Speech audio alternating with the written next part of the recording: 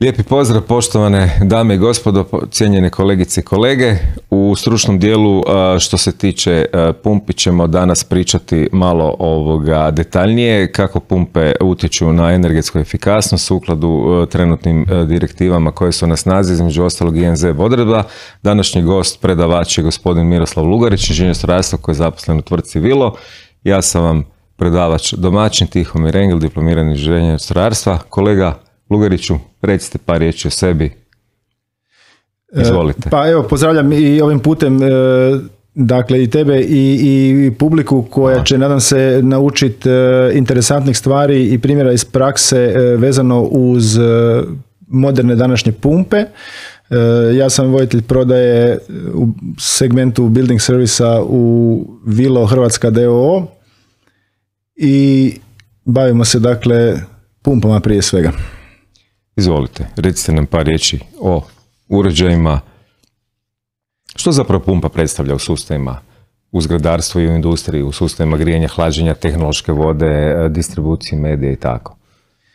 Pa mi volimo reći, dakle, analogija prema nekakvom živom organizmu, pumpa je srce sustava u stvari. Jel? Dakle, ona je i doslovno, njena funkcija jest takva, dakle da ona osigura nekakvu razliku tlaka, to jest čini to da se taj medij, najčešće voda, dakle da cirkulira u sustavima. I ono što je tu dosta bitno istaknuti, ono na čemu i te neke od uredbi i počivaju, je da se pumpe koriste jako puno i da se vrte jako puno, jel? A to znači da i troše jako puno struje, a to također onda znači i da ispravan odabir i korištenje kvalitetnih pumpi može investitoru, to jest korisniku, donijeti znatne uštede. Dakle, možemo reći kako je pumpa srce sustava i ona u principu transportira energiju preko nekog medija koji može biti voda, koja naravno bi trebala biti tehnološki pripremljena za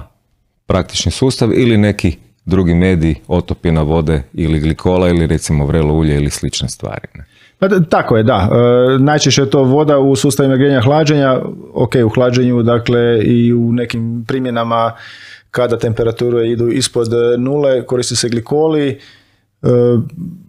pumpe, da, upravo to, služe za prenos energije, u stvari medij je taj koji prenosi energiju, a pumpe su te koje taj medij u ispravnoj mjeri dostavljaju na mjesto gdje treba, do izmjenjivača ili do ogrjevnog tijela do ili potrošača, tako je, hvala.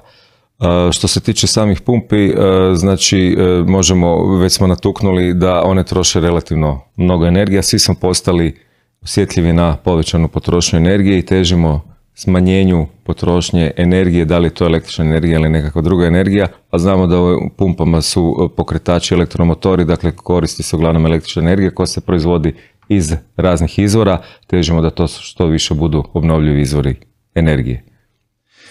Pa da, naravno elektromotori na pumpama koriste električnu energiju i oni mogu biti, dakle, zaista različitih stupnjeva učinkovitosti. Kasnije ćemo vidjeti i u jednoj simulaciji način podešavanja koji može pridonijeti tim uštedama. Dakle, nije bitno samo da se odabere kvalitetna pumpa, nego i taj odabir mora biti ispravan, a također i samo podešavanje te pumpe u konačnici može pridonijeti ili odmoć količini električne energije koja se tokom njenog radnog vijeka troši. Dakle, samo podešavanje pumpe bi trebalo izvršiti prema sustavu kojem se ugrađuje i na kvalitetan način. Tako je, da. Vidjet ćemo to kasnije i u praktičnom dijelu. Hvala. Pa možemo preći na prvi slajd. Pa ja sam tu pobrojao malo, dakle, neke od osnovnih stvari koje se treba uzeti u obzir kod odabira i kod primjene pumpi. Današnje sve pumpe na sustavima grijanja, dakle, moraju biti visoko učinkovite, to znači da imaju frekventnu regulaciju, od ovih najmanjih na obiteljskim kućama pa do velikih na javnim zgradama, višestambenim zgradama, neboderima i slično. Ti motori danas, dakle, su najčešće visoke kategorije. Ono što se, dakle, u prvom koraku postiglo puno je sa ugradnjom frekventnih pretvarača koji cijelo vrijeme mijenjaju u stvari broj okretaja pumpe, a samim time i dostavljaju potrebnu količinu energije, to jest medija, a s druge strane naravno i štede električnu energiju jer jednostavno se ne vrte na maksimalnoj snazi. Jasno, zapravo mi možemo zaključiti da sa tom frekventnom regulacijom u principu stalno ugađamo liniju pumpe radnu kako bi dobili kvalitetnu radnu točku pumpe, koja zapravo u principu je varijabilna, nije fiksna. Jer to ovisi i o raznim sustavima i o potrošačima u kojima se ta pumpa nalazi, zar ne?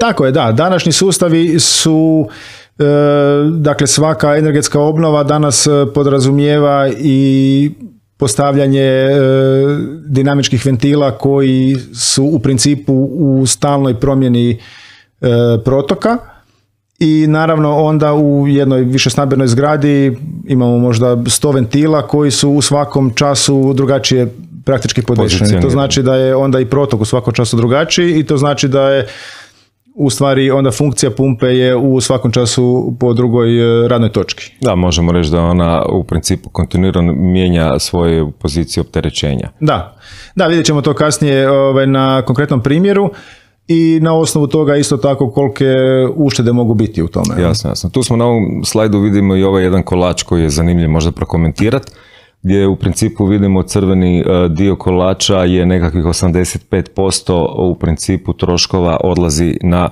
vrijeme rada, dok svega nekakvih 5% odlazi na kapitalnu investiciju u smislu vjerojatno ugradnje te pumpe i 8% je nekakav trošak koji ide na održavanje. Tako je, da. Running cost je u principu investicijski trošak koji je, dakle, cijena pumpe prilikom njene ugradnje na početku, a nekad ljudi ne razmišljaju kod odabira pumpe da u stvari ogroman dio njenog ukupnog troška se odnosi na energiju koju ona potroši u svom radnom vijeku, koji može biti 10-15 godina, koji je 365 dana u godini, nekad radi, nekad ne, neke rade i u grijanju i u hlađenju, dakle rade zaista veliki broj sati.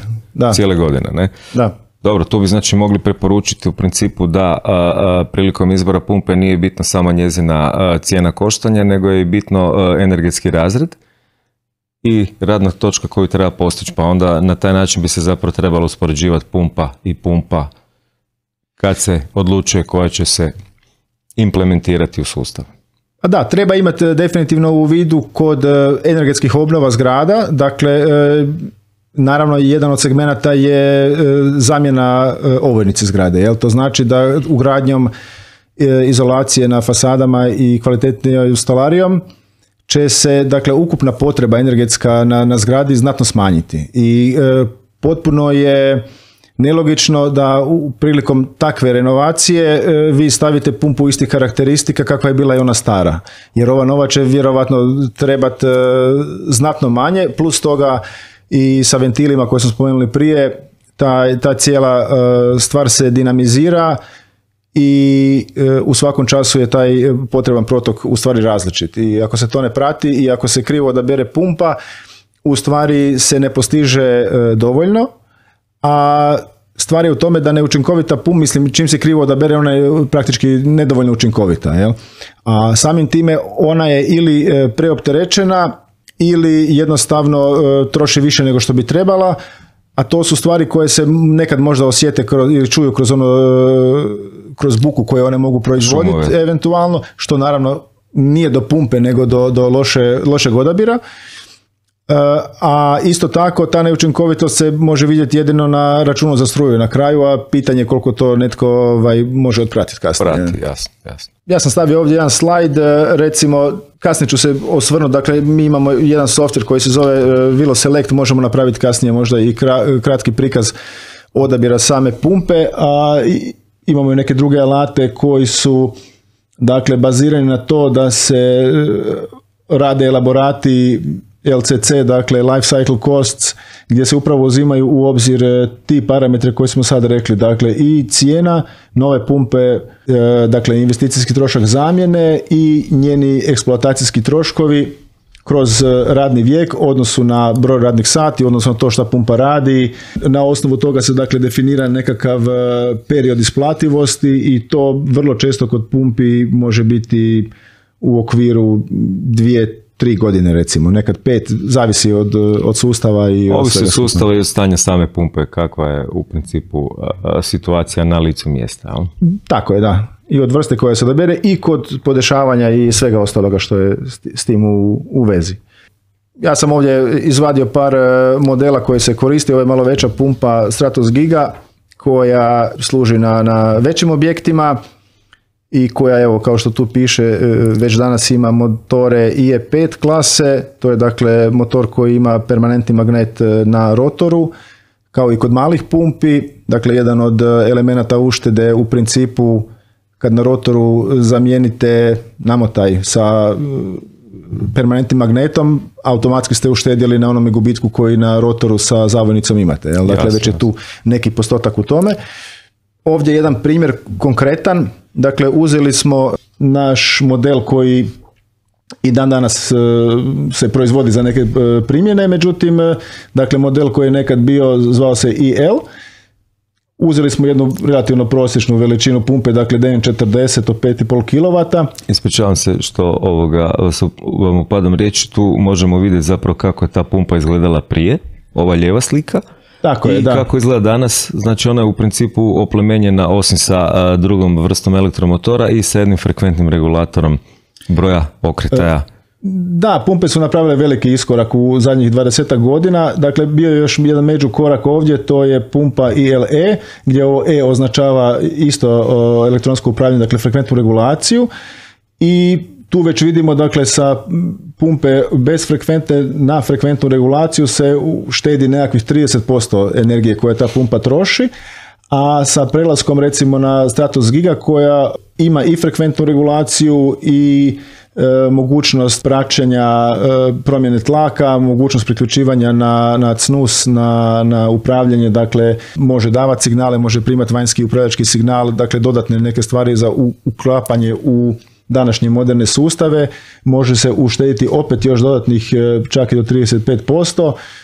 Dakle, ovo je bila pumpa, to jest primjer na radnoj točci od 28 kubika i 37 metara po delta PV, dakle načinu upravljanja.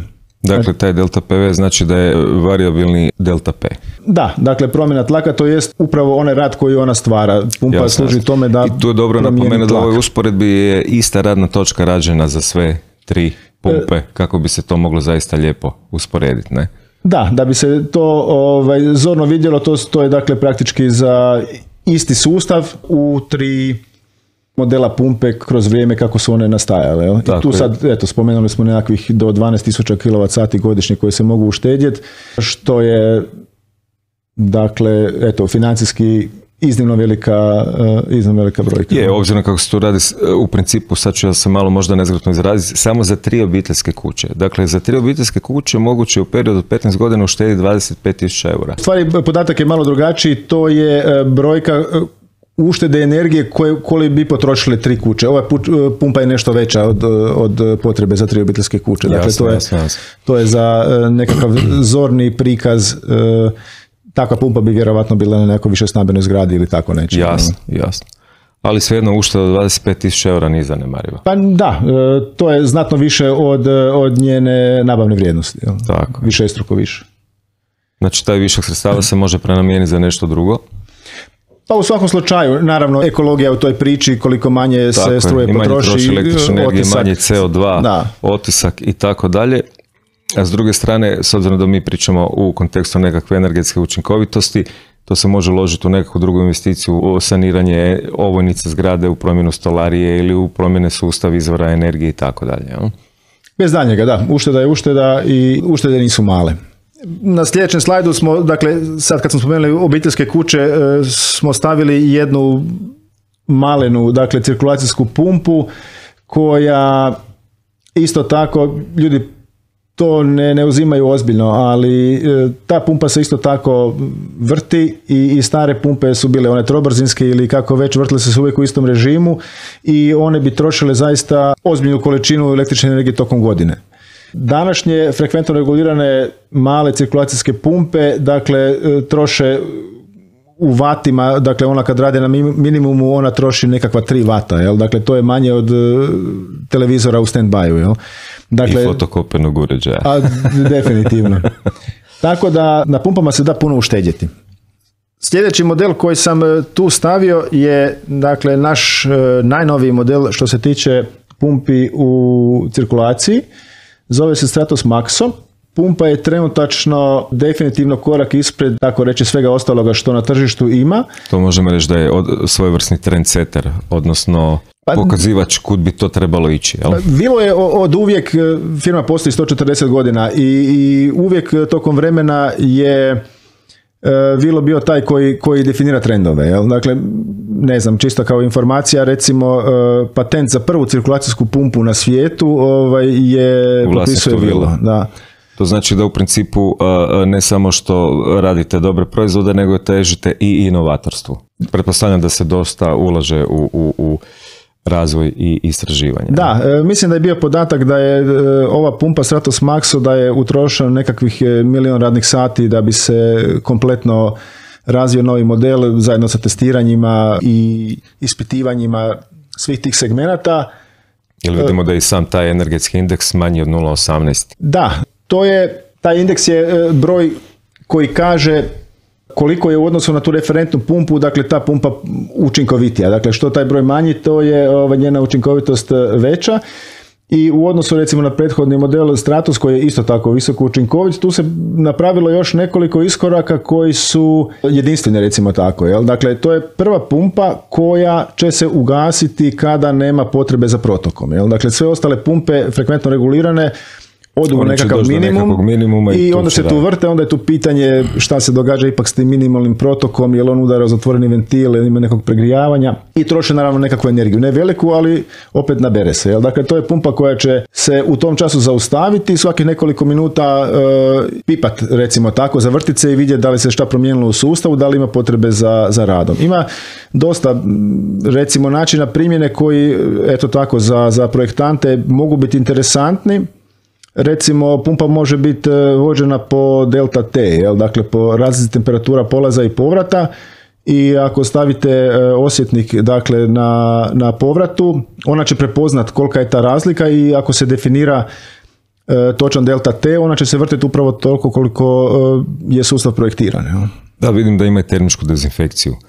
Pa da, to je još jedna od stvari, dakle ona će prepoznat vremenski period u kojem ne radi ili će prepoznat temperaturu ukoliko se izvor, dakle kotao ili što, ako on krene, dakle, u termičku dezinfekciju na povišenu temperaturu, dakle na pitkoj vodi, dakle ona će shvatiti da je sad temperatura nije više projektiranih 50, nego je 70 recimo i on će shvatiti da mora početi vrtiti bez obzira što nema potrebe na potrošačima. Za isporučivanje energije, odnosno medija, to je u kontekstu recimo zaštite od legionele u zatvorenim sustavima pri potrošnje tople vode. Tako je, da, to je jedna od tema higijene danas, prije svega u turizmu, dakle hoteli koji su dio godine nisu u funkciji, pa voda stoji u sustavima dosta dugo, voda stoji u spremnicima. Treba na to obratiti pažnju jer tu štete mogu biti u stvari iznimne. Hvala.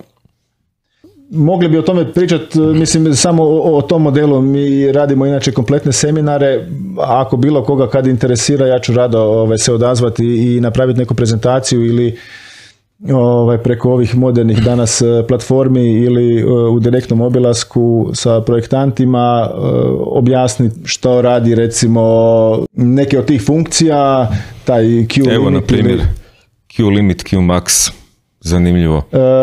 Da, ima sustava kod kojih je potrebno ili u nekom času ili u cijelom vrijeme eksploatacije, dakle da se definira stalni ili minimalni ili maksimalni protok koji sustav mora imati. Tako, iz određenog razloga, da li to zaštita nekakvog uređaja ili je to jednostavno buffera ili dozvoljena količina isporučenog medija ili energije.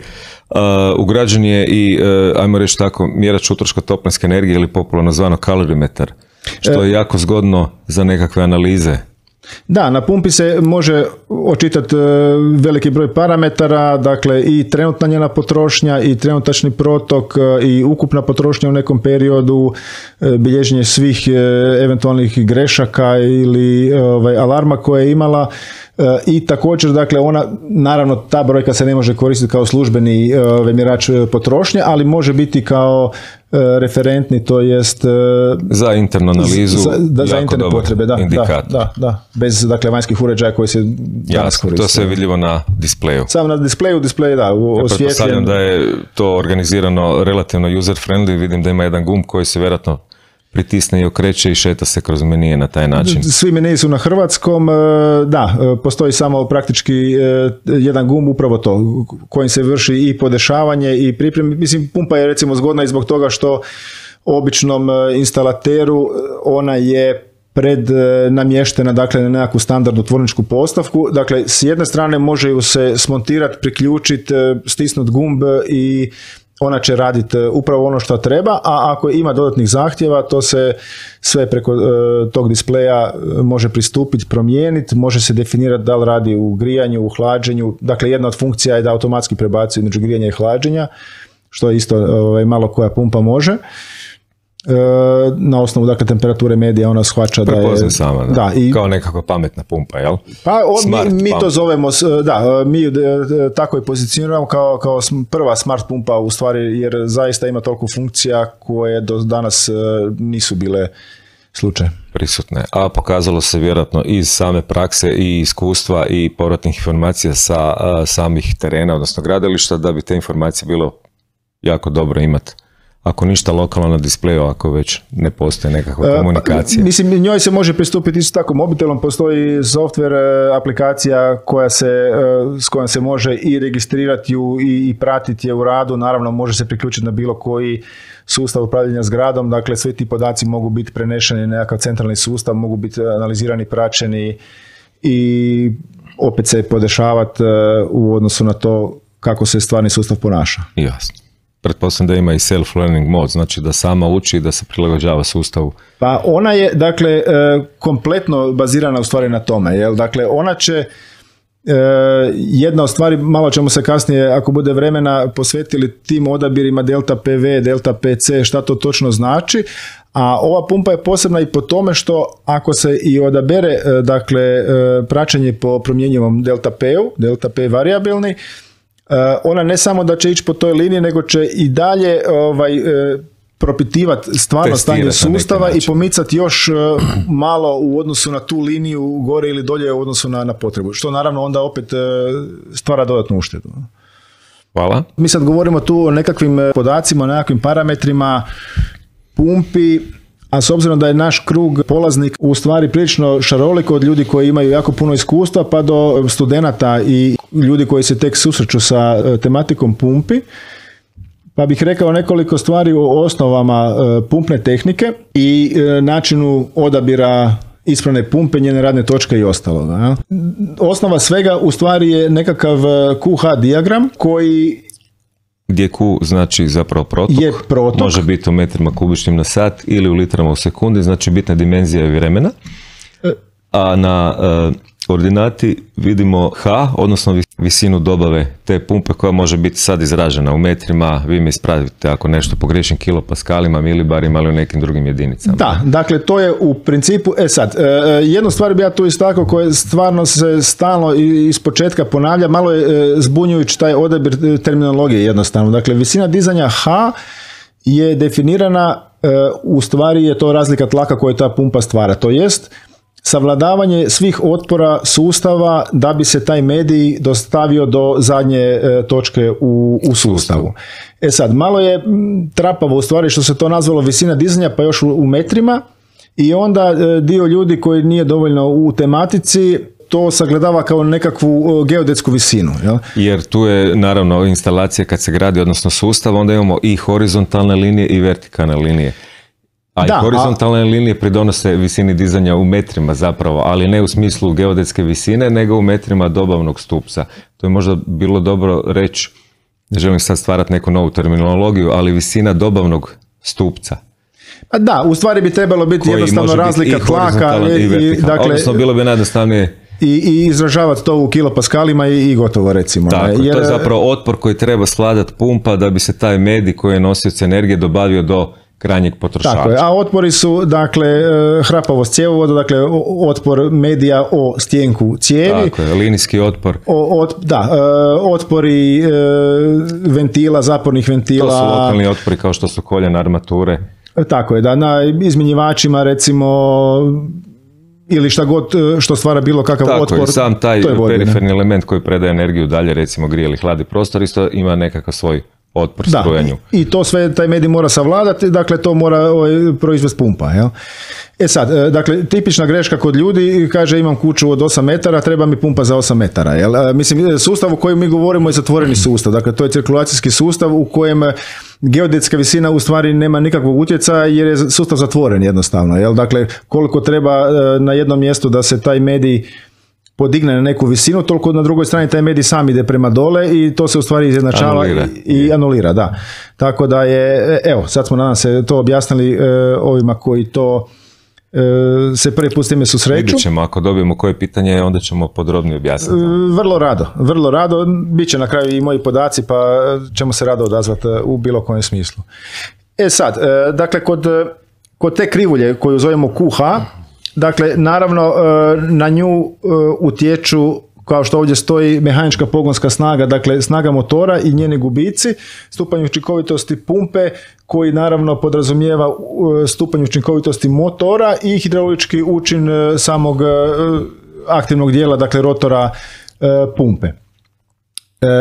Najčešće ta krivulja otprilike, recimo, izgleda slično ovome i ono što je možda dobro za istaknuti, dakle, da ta pumpa najučinkovitije radi u području koje se nalazi ovdje negdje, dakle, oko sredine vrha te krivulje. Jel? Dakle, pumpe se odabiru iz raznih razloga na različitim mjestima, ali, dakle, odabrati pumpu u ovom području ovdje je otprilike optimalno. Jel? Dakle, blizu vrha, recimo jedna od stvari koja je isto tipično u praksi, kod definiranja te krivulje mi smo kao proizvođač već uračunali nekakve koeficijente, jel? Dakle, ona je vjerojatno postiže nešto više. Projektant je uračunao neke svoje koeficijente dodatne i to sve skupa kad se zbroji, mi smo prilično sigurni da će ona raditi ako je i na liniji. Dakle, ne mora se birati puno ispod te linije, opet da bi još iz nekakve sigurnosti još 23% tu uštedjeli, ona će dobro raditi ovdje. Dakle, bitno je znati otprilike gdje bi trebala biti ta radna točka kod njenog odabira. To, dakle, ovo područje je 80% pa na više ako je moguće. Pa recimo, da, to je tako i činjenica je da će ona u stvari, kako je frekventno regulirana, šetati po nekakvoj liniji. A ja ovdje sad imam jedan konkretan primjer koji će možda malo dočarati tu dinamiku jednog konkretnog sustava. Za razumijevanje ponašanja pumpe u konkretnom slučaju rado pokazujem ovaj simulator koji je prilično realan. Dakle, životan je u tome šta se sa pumpom i sa njenim parametrima zbiva tijekom njenog rada. Jel? Dakle, mi u ovom času imamo sustav koji ima 3 grane koje su u ovom času zatvorene sve i, dakle, ne vidi se nikakav protok. Pumpa je podešena na visinu dizanja od 5,5 metara i podešena je u režim delta PV, dakle variabilni. Što će reći, dakle, 5,5 metara je ova njena krajnja točka i ona će ovdje, dakle, davati nekakvih otprilike 9 kubika. Jel? Tako je dimenzionirana pumpa i ona bi se tu vrtila, vidjet ćemo, dakle, u času kad se ventili na sustavu otvore. Ako mi te ventile otvorimo skroz, dakle, ovo što nam se pojavilo, to je krivulja sustava. Dakle, to su upravo oni otpori o kojima smo prije govorili i sad, naravno, ovisno o tome koliko je tih ventila otvoreno, ona će davati taj protok koji je potreban da se napuni jednostavno, to jest da se opskrbe sva ogrjevna mjesta. Možemo reći da je u principu ovi kotačići, ajmo ih tako žangovski reći 1, 2, 3, predstavljaju termostatske ventile na radijatorima koji su isto tako numerirani. Tako je, upravo to. I ona će, dakle, na maksimalnom protoku, dakle, otići na tih 5,5 metara visine, to jest na 55 kilopascala otprilike i davat će traženih, recimo, 9 kubika. Ono što se događa, dakle, sa pumpom u trenucima kad se neki od tih ventila počnu zatvarati, a to se događa praktički konstantno, ovisno o tome kakva je vanjska temperatura, kog nema doma, ko je kako podesio svoje sustave i unutrašnju temperaturu. Dakle, ta krivulja sustava se konstantno mijenja. I ono to možemo vidjeti na dijagramu koji je živ, koji ima naziv Kenfeld, kako se mijenja zapravo. Tako je, crveno je praktički sustav, jel? Dakle karakteristika, to jest otpori u sustavu. A pumpa to prati na način, dakle delta PV znači ja ću kao pumpa postizati tih 55 kilopaskala u maksimumu, a u slučajevima svim ostalima kada treba manje, kretat ću se po ovoj liniji koja se nalazi između maksimuma i polovice maksimalne visine. Dakle, to je jedna kosa linija i ona se dakle praktički cijelo vrijeme kreće po toj liniji. Dakle, u ovom času ona će davati 4 kubika i davat će 40 kilopaskala. To je radna točka zapravo. To je u tom času radna točka. Ovo što vidimo ovdje gore su dakle uštede u odnosu na to šta pumpa u tom času radi u odnosu na one modele koje smo prije govorili. Jel? Dakle, na nekakve nereguliranoj pumpi, dakle ona će u ovom času, jer ne radi više u krajnjoj točki što bi neregulirana pumpa jedino mogla, nego radi praktički ovdje i ona u tom času štedi 70% skoro energije. Jel? Jedna stvar koja je isto za ljudima koji žele znati kako stvari funkcioniraju, dakle delta PC je drugi parametar koji se može podesiti na pumpi i sad smo vidjeli da se u tom času, dakle ta linija po kojoj se pumpa njen režim kreće je praktički vodoravna linija, dakle ona će održavati konstantnu razliku tlaka, dakle u ovom slučaju nekakvih, koliko je već bilo podešeno, na 5,5 metara. Jel? Dakle, ona je u ovom režimu nešto manje učinkovita nego ona prva, jer naravno ona će i dalje davati, postizati taj tlak, a u onom drugom režimu bi tu ona davala možda 3 metra, jel? To je 30 kilopaskala, dakle ona je nešto malo manje učinkovita. I sad svakom od tih promjena, naravno mi možemo tu promijeniti i tu njenu visinu dizanja, ukoliko smatramo da je potrebno. Onda će linija biti ovdje, zato što smo rekli da želimo 8 metara, ili ako podesimo na nekakvu njenu recimo maksimalnu vrijednost, ona će se kretati ovako gore. Dakle, cijelo vrijeme će davati možda za ovaj slučaj i previše tlaka, to jest razlike tlaka, i naravno da će onda biti manja njena ušteda. Jel? Dakle, taj odabir i radne točke i režima rada je u stvari vrlo bitan i direktno utječe na njenu učinkovitost, to jest na uštede. Jel? Hvala. Da, nadam se da to ljudima pojašnjava malo stvar, jer je, velim, to redoviti slučaj u zgradarstvu.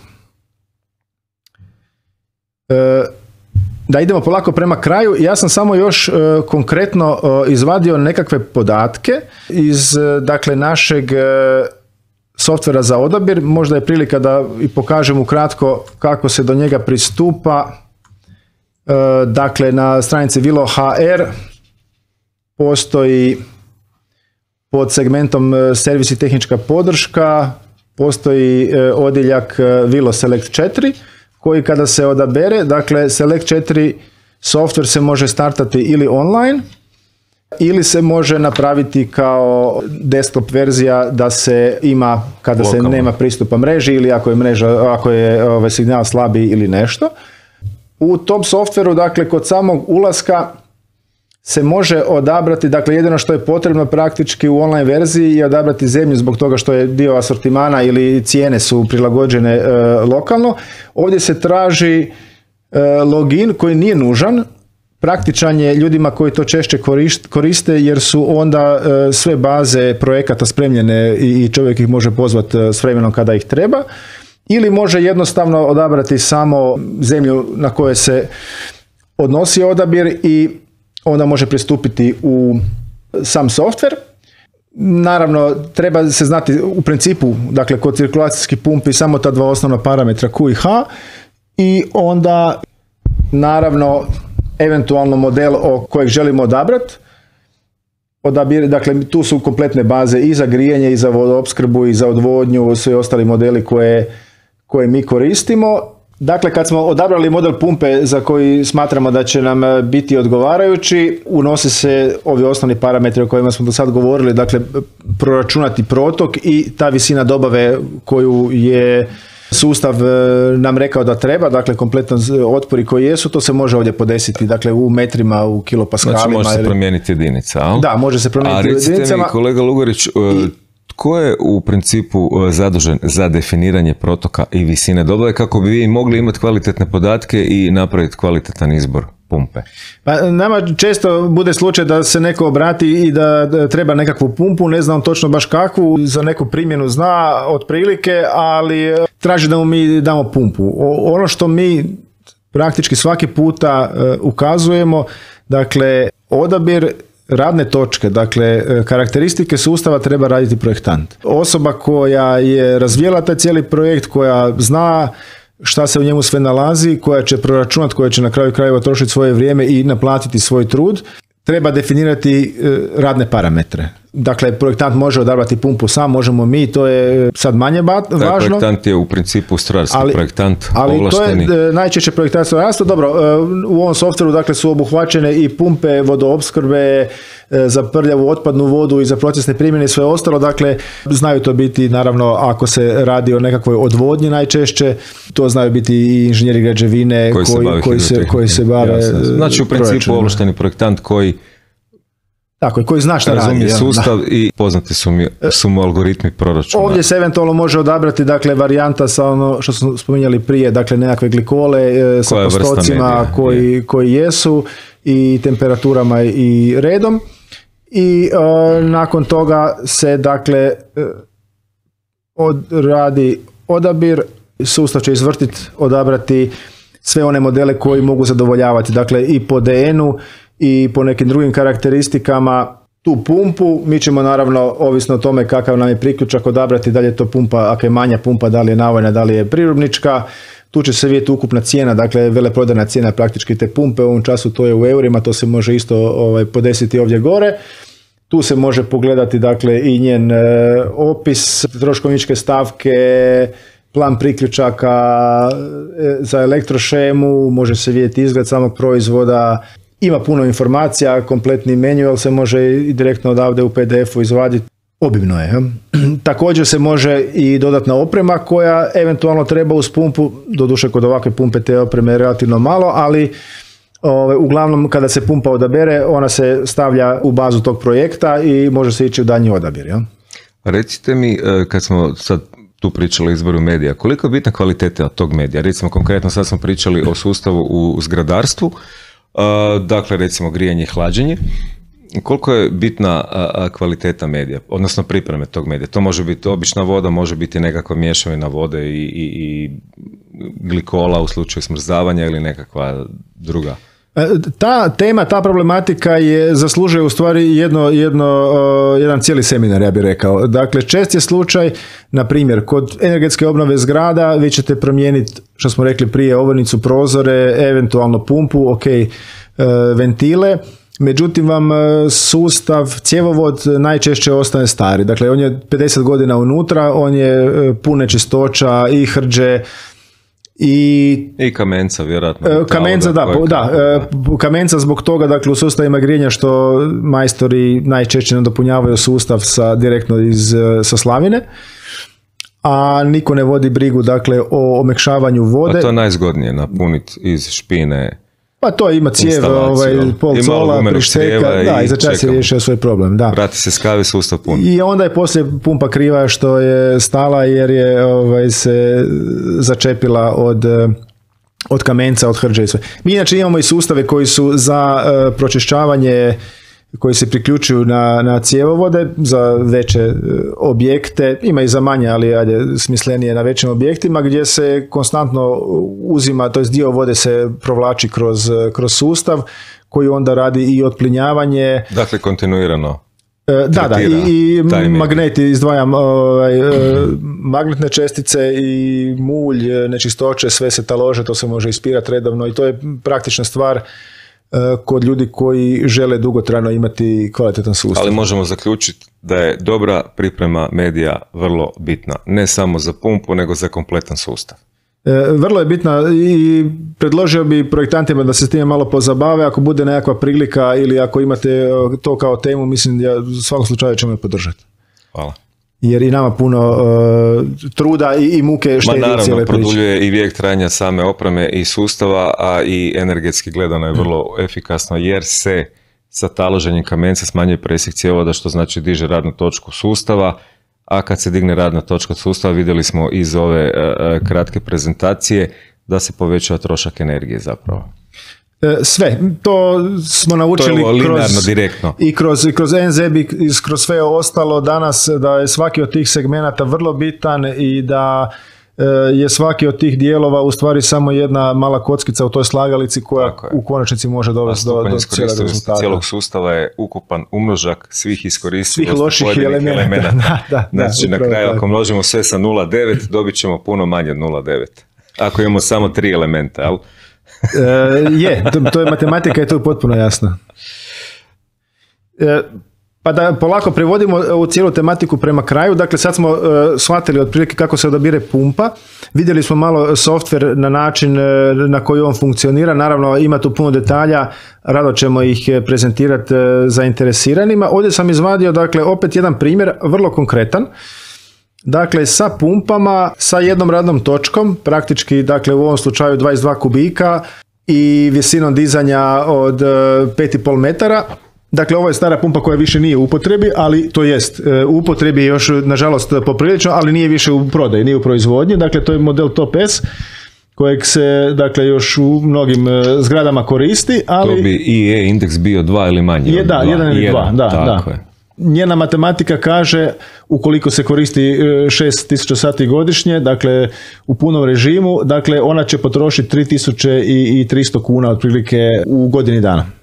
U smislu pogonske energije? Električne energije koju ona potroši, da. Isto to, kad prebacimo tu radnu točku, dakle na pumpu Stratos, dakle to je model koji isto više nije najmoderniji, ali govorim samo zbog toga da se vidi šta sve se može uštedjeti. Ukoliko ona radi, dakle, podešena po delta PC, dakle po konstantnoj razlici tlaka, ona će trošiti 1400 kuna. Ako se promijeni delta PV, koji smo rekli da je još nešto učinkovitiji, ona će trošiti 1100 kuna. Dakle, sa jednim klikom na onaj zeleni gumb će se godišnje 300 kuna uštediti. Onda možemo reći da idemo na delta P minus V. Pa da, u svim slučajevima kada je to prikladno, tu treba imati u vidu, dakle, da je jedno područje praktički onda malo nepokriveno, treba znati sustav i treba znati o čemu se sve... Da, treba biti dobro definiran cijeli projekt. I onda sam za kraj stavio, dakle, taj sad najnoviji model Stratos Maxo, opet po delta PC, dakle, on je umjesto onih tamo 1400 kuna, 1100 kuna potrošnje, a ako se on stavi u delta PV, dakle, on će trošiti 900 kuna u godini dana. Jel? Dakle, to je nešto najzornije što se može prikazati. Dakle, za istu radnu točku, praktički na istom sustavu, u nekakvoj stambenoj zgradi. Sa 3300 kuna skoro na 910 kuna, ipak se može reći osjetna razlika. Da, treba uzeti naravno u obzir investicijski trošak, ali ta pumpa košta red veličina možda 10.000 kuna ili tako nešto, za nekoliko godina će se ona isplatiti sama po sebi. Sve ostalo su, dakle, apsolutne uštede. Jel? Za sam kraj, dakle, rekao bi još samo par, recimo tako, informatičkih ili informacijskih podataka. VeloSelect smo spomenuli, ono što je projektantima danas isto tako sve važnije, BIM i CAD katalog, dakle kod projektiranja BIM još možda nije toliko u upotrebi, ali za one koji ga eventualno koriste imamo plugin koji se direktno inkorporira u Revitu. CAD katalog, dakle, za bilo koju pumpu ako je treba ubaciti, postoje gotovi blokovi sa svim potrebnim podacima koji jesu. Naravno, online katalog na jednostavno Velo.hr, postoje sve pumpe isto tamo da se odaberu informativno. I skrećem pažnju isto tako na Velo Assistant, aplikaciju za mobitele, dakle naravno radi i na Androidu i na iOS-u, koja može, dakle, s kojom se može pristupiti pumpama ove koje su novih generacija, koje se može popisati unutra, zapraviti baza. Ono što je recimo tu zgodno projektantima, postoji alat za proračun cjevovoda. Dakle, unese se ili temperatura radnog medija, razlika temperatura i protok, zavisi na osnovu čega se proračunava, duljina cjevovoda, eventualno dodatni elementi u sustavu kakvi jesu, račve koljena, ventili, sve redom. i izbaci se, dakle, arhitekturi instalacije. Da, i dobije se brojka koja kaže toliko milibara ili kilopaskala ili metara treba savladati ta pumpa. Jel? Znači dobiju se parametri na osnovu čega se može izabrati pumpa, to je visina dizanje i količina dobave. Jel? Tako je, to su neke osnovne stvari. Sa ovime bih priveo isto tako ovu prezentaciju kraju. Nadam se da smo bili zanimljivi ljudima koje to interesira, da su stekli malo više sliku o tome kako se pumpe odabiru, kako pumpe rade, šta sve one obavljaju u tom svom radnom vijeku.